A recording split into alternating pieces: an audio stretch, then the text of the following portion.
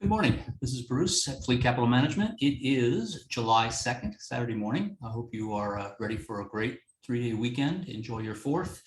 I want to show you a couple of things today. Obviously, what are the markets telling us? But I'm also going to review a little history now that we have completed the first half of the year as to what historically takes place following a negative first half of the year. So I'll show you some of that data as well. I'll try to keep this as short as possible.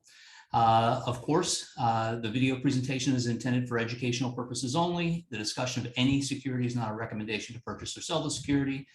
Please feel free to subscribe to the YouTube channel so you have access to all of the videos. Any questions, I'm always available, Bruce at fleetcapitalmanagement.com, and always here for you if you have any questions. So let's go into a little market history first.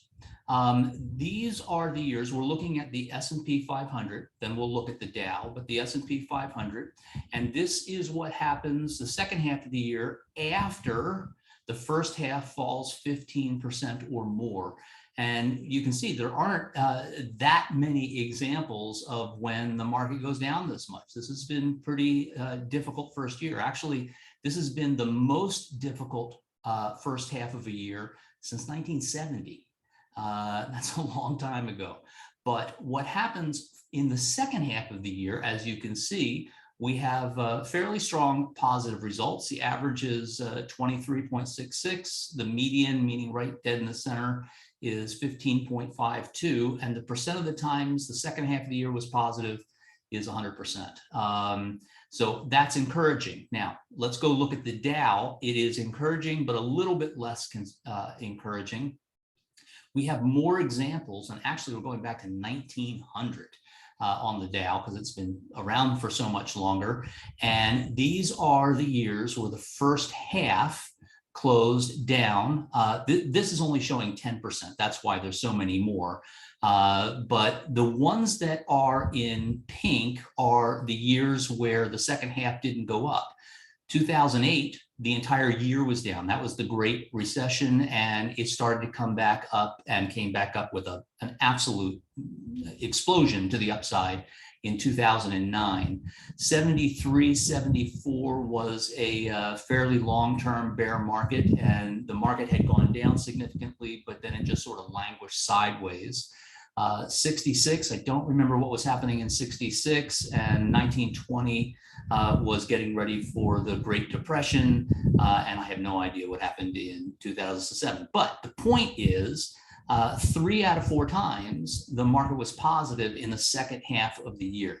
And this is after only going down 10%. I'm actually surprised. I just noticed this. I don't know why Dow Jones market data didn't make this a 20% fall. I think they just wanted to show more examples. But I think the point is it's somewhat rare for the market to go down as much as it has. We're back to the S&P 500, and this is showing 15% or more. And generally speaking, the second half is positive. Will the second half of this year be positive? I don't know. We're just starting out. My best educated guess based on market history is it will be positive. So we'll have to wait and see. There was something else in my analysis that I was looking at that is giving me a bit of hope. Some of you may know there's an index called the VIX, V-I-X. That's the volatility index. Some people call this the fear gauge. And what the VIX is doing is it's measuring option buying and selling, because that, generally speaking, is a leading indicator of what is happening or going to happen in the market in the fairly near term. I can't say this is a long-term indicator, but it's a fairly near-term indicator. And the point is, when the VIX rises, that means there's more fear in the market. And when there is fear in the market, that many times causes a downside. You can see each time the market has dropped down, we had kind of a spike in the fear index. I will tell you that there are a couple of levels to be cognizant of. 30, whenever it's above 30, which it has been quite a bit this year, as you can see, that's a pretty dramatic reading for downward price momentum. When it's down around 20, and you can see that's kind of the majority of the time, 15 to 20, that's an absolute clear bullish environment. Look at what happens when the VIX is down here. We have a very strong run up. Here's the takeaway. An interesting thing that I noticed when I was doing some analysis last night is this is the beginning of 2022, and you can see the market has generally been very much so in a downtrend. And what you would expect is the fear index to be trending up if we're going to continue lower. But what I noticed is the fear index, if I put a trend line on the tops, is actually trending down. It shouldn't be trending down when the market's going down. When the market's going down, fear should be going up, and that would be a continuation of a down market. This is a bit of an anomaly.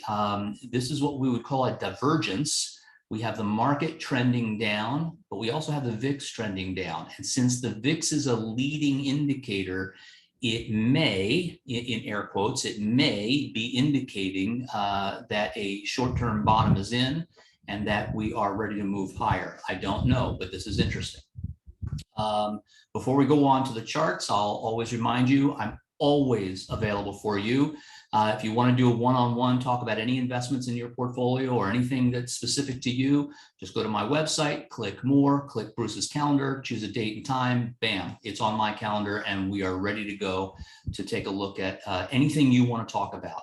And just, don't be shy, just go in and book it, because I'm always, always, always here and always available to you.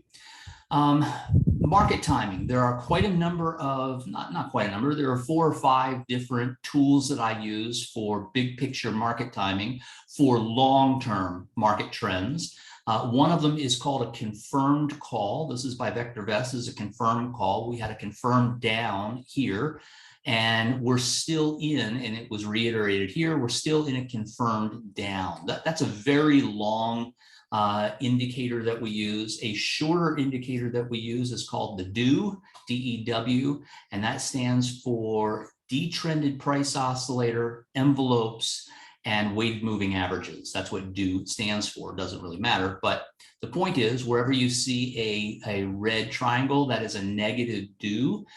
In a long-term trend, we're in a long-term downtrend, I don't pay attention to the up DEW marks. Yes, the market might go up a little bit, but it's not significant. You can even see here it was nothing. So in a long-term downtrend, I pay attention to the negative DEW, and we're still in a negative downtrend. I've also drawn some long-term trend lines and then a little bit shorter term trend lines. And what you can see is price is continuing to move inside this, it's called a channel. And our first step is we need to get price to cross this line here to actually break above that. And then hopefully to break above out of this channel. Once it breaks out of this channel, we're in a new bull market. When will it happen? I don't know. It could happen anytime, but these are the things that I'm watching for. In addition to that, let me go back here. And this is my Go No Go Pro program. And if we look, actually, let's go to long term first. Let's go to long term. So what I look at on long term is this is a weekly chart. There's all the S&P 500, but this is a weekly. So each bar is 1 week. And obviously the weekly is in downtrend. Here's a daily chart, and each bar is a daily chart. We're still in a downtrend. And again, this can change at any time. And then I go over to my shorter term analysis, because you always start longer term and then move into shorter term. And we've got, again, the daily, but I'm looking at different indicators here. And then we've got a 1 hour chart. So what does all this tell us? Well, what it's telling us is we're still in a downtrend.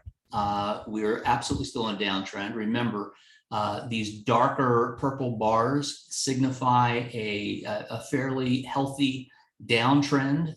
The pink bars is a weaker downtrend. To move to an uptrend, we would go from purple to pink to amber, which is the go fishing bars, meaning it's just a transition. We don't know what to do here. And then we'd be in a weak uptrend and then a stronger uptrend. So we're still in a downtrend, but again, it can change. These lines, I'm not looking at long-term now. I'm looking at more of a short-term intermediate. I have on here, I have a 20, 50, and 100 EMA moving average, exponential moving average. And what we want to see is we want to see this 20 cross above the 50. That's our first goal.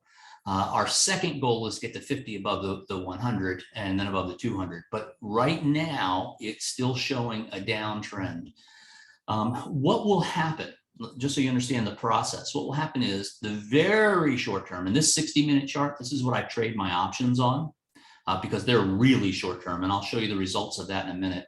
But this would need to go positive, and then some of this would need to go positive, and then the longer term needs to go positive, and then we'll be back in an uptrend. But we're not there yet. We're not there yet. Let me show you another platform. Bear with me. Let me find it.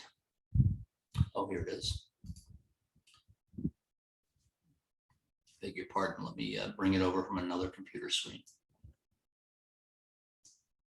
Okay, there we go.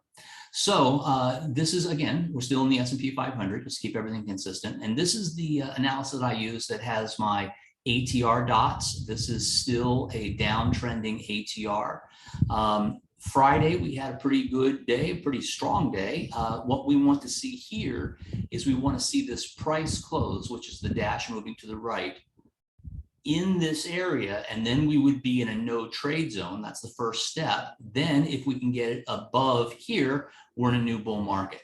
Unfortunately, we're not there yet, but we went up to the ATR level, right? Almost kissed it and then fell back down. So here, same thing, kissed it, fell back down. So remember support and resistance. Those are probably two of the terms you need to remember. But when the price is below the indicators are representing resistance. Think of that like a ceiling in whatever room you are in right now. And you may jump up and down, but your head is going to hit on that ceiling. If you have a trampoline, and we'll use that as an analogy for a catalyst in the market to push things higher. What would a catalyst be? A catalyst today, in today's environment, could be oil prices dropping. They're starting. It could be inflation starting to slow. I think it is. More importantly, it could be the Federal Reserve Board who sets interest rates. We're anticipating another 75 basis point rise. Maybe they come in and they say something like, we're only going to raise 1/4 of a point because we think inflation is getting under control. Those are catalysts. The war ending in Ukraine, that's a catalyst. Think of that like a trampoline in your room. So again, the ceiling, you need something to break through. If we get a catalyst, we're going to start to break through all these resistance levels. And once we break through the resistance levels, we'll be back in a bull market. And what a bull market looks more like is, I'll scroll back even further here a little bit. Well, that's as far back as I can go, is you have ATR dots, little different colors below the price. And now it becomes the floor. See, it goes down and it stops on the floor. Here, it had a little hard time and then it went back up. So you need a catalyst to put you through. Will we go back to a bull trend? Absolutely 100% yes, no question about it. When? I don't know. That's the hard part. But I know that some of you are getting very nervous. Some of you are pessimistic. In behavioral finance, something I've been studying for 30 years, you've heard me talk about this before. There's a topic called inertia investing mind. And the vast majority of individual investors exhibit this. And what inertia investing mind is simple. When the market's going down, our mind says it's always going to go down. And when the market's going up, our mind says it's always going to go up. And I need you to know that neither of those two thoughts are true, ever. They are never, ever true. The market never goes down for good, and the market will never go up for good. That's why we use technical analysis to let us know where we are. Now, as far as our portfolios go, our portfolios right now are generally concentrated in cash and defined outcome ETFs. And then there are a couple other sporadic things, but it's really cash and defined outcome ETFs. So let's go take a look at defined outcome ETFs. And I'm going to show you my two biggest holdings. You probably own this in one of your portfolios. You may have a couple of others, but they would be much smaller. So if I go to NAPR, which is one of our biggest holdings, and this is based on the NASDAQ, okay? This is the zero line, those dots. I hope you can see those dots. It's hard with this pop-up that comes up, but I'll go to the side. That's the zero line. That's when the investment started. Investments start at zero. The darker line with the little balls in it is your investment. That's NAPR. The lighter line below it is the actual NASDAQ. If I look at, and I'm going to grab some annotation tools. Let's see here. Let's go to, what was I looking for? I'm sorry. Well, I can't find the one I'm looking for, so I'll just go to this. Here we go. I'll use that. So as of Friday afternoon, the investment, the fund itself, is down 12.27%. And I noticed I need to change a color here. So let's go to blue. One day I'll figure this out. There we go. So the fund as of Friday is down 12.27%. The NASDAQ, which is what it is designed to track, is down 22.18%. So let's stop there for a second. So you're in the market, you're in the NASDAQ, which is the best performing area of the market in a bull market, and you are dramatically outperforming. You are losing significantly less than the Qs. If we just stopped right there, this is not a bad investment, although none of us like to lose money, but that's not where you stop. This gray area goes down to a negative 15%. And you can see that the investment is within that gray area. If today was maturity, and maturity is always 1 year from the day we go in, generally speaking, if today was maturity, what would happen? Would you lose 12.27%? The answer is no. And I'm going to speak in terms of gross of investment fees. They do have an investment management fee in there. No, what would happen is this would snap back to zero on the maturity date, and you would have lost nothing. Now, they do have fees. So in reality, you would have lost about 0.7%, approximately less than 1%. Not bad, because the underlying, the Qs are down 22%.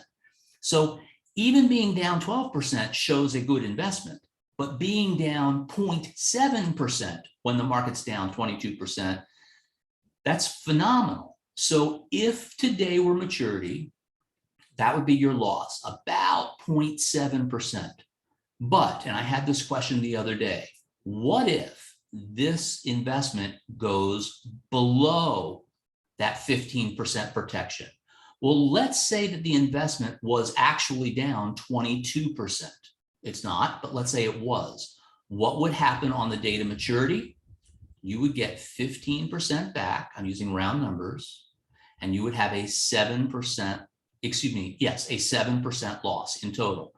So your loss would be 7% when the market's down, let's call it 22%, but in actuality, it would be down about 30% because the Qs will go down significantly more than our investment for reasons that are complex, and I can explain to you one-on-one.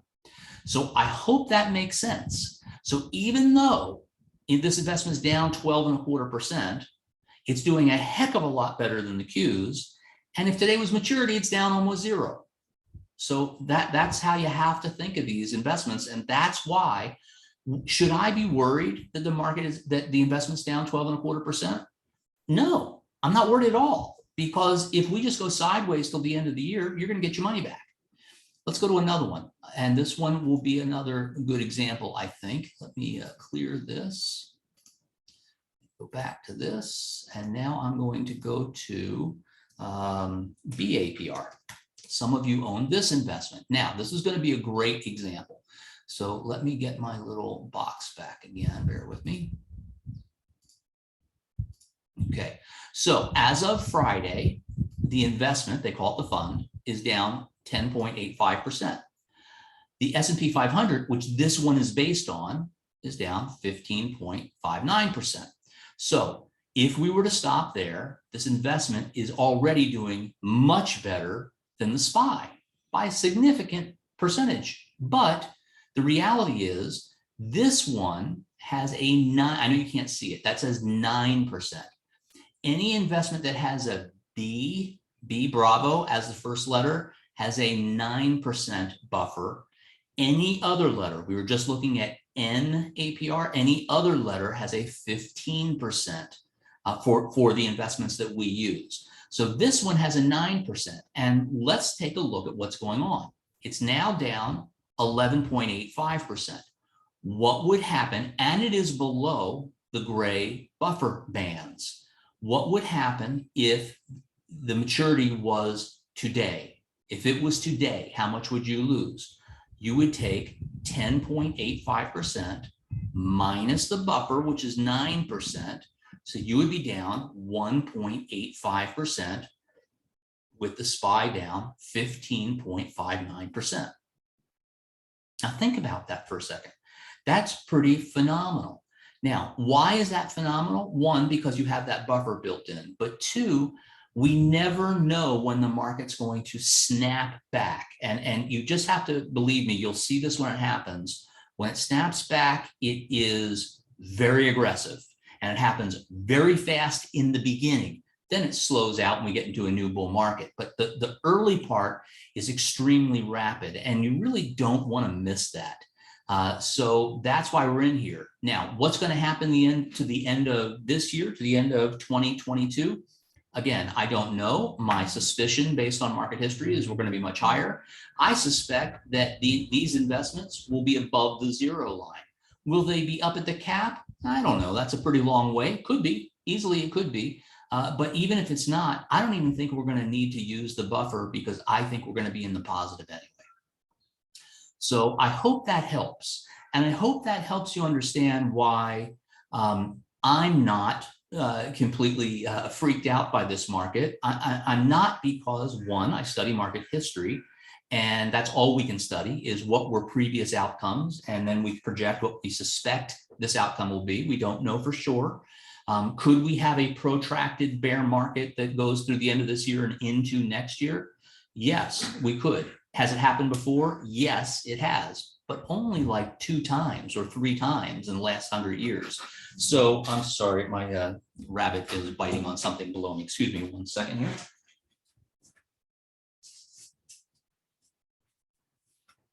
I know that may not be terribly professional, but my rabbit was biting one of my guitars. So my point is, based on history, we're probably going to be fine. Again, we're already seeing some signs. We're definitely seeing signs of inflation come down. We're seeing real estate prices start to roll over and come down. We're seeing, and that's because of the higher mortgage rates. We are seeing gas prices start to come down. We're seeing timber prices and other commodity prices start to come down. All that's really positive. Now, I don't know if it will last. Remember, I can't tell you what the future is going to do, but I can tell you, based on history, what it sure is signaling. It's signaling that we might be ready to move higher, but we'll see. So we have these buffers that give us tremendous protection against big losses. We're not going to have these big losses. And we have some other economic elements that are working in our favor. And so we will see what happens, but we will manage within. I will tell you that, I'll just remind you as we end, this is the 3,800 level. I don't know if you can see that, but this is the 3,800 level on the, let me see if I can do this here. On the S&P 500, there it is right there. There's the, I'm going to try to draw a line. That's the 3,800 on the S&P 500, and it went to here. There we go. This is where we thought the market was going to fall to, and it did, and it rallied, but then it broke a little bit lower, and it came down to here. We are at, down here was around 3,600, a little bit lower, but the market just closed on Friday. Remember, the hash to the right is the close, above the 3,800 level again. Are we starting the very beginnings of making a short-term uptrend? Well, we have higher lows and we have higher highs, not aggressively, but that might be the beginning. Again, I don't have a crystal ball, so I can only tell you what's happening, but a couple of things are starting to look good. Will we go back and retest the low? That is a possibility. Here is the low. It is somewhat typical that the markets come back and they retest the low. They see if that acts as the floor or support, and then if it does, it generally speaking will bounce back fairly strong. So either we're going to continue moving higher with higher lows and higher highs. We may go back and retest, which isn't that far away. I'm not real worried about it.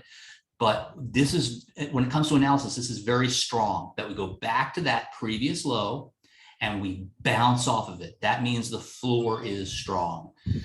So that's everything I wanted to show you today. I hope that helps. As always, I hope this information helps. I know that the markets are trying, and I know that it can make you a little bit crazy. I get it.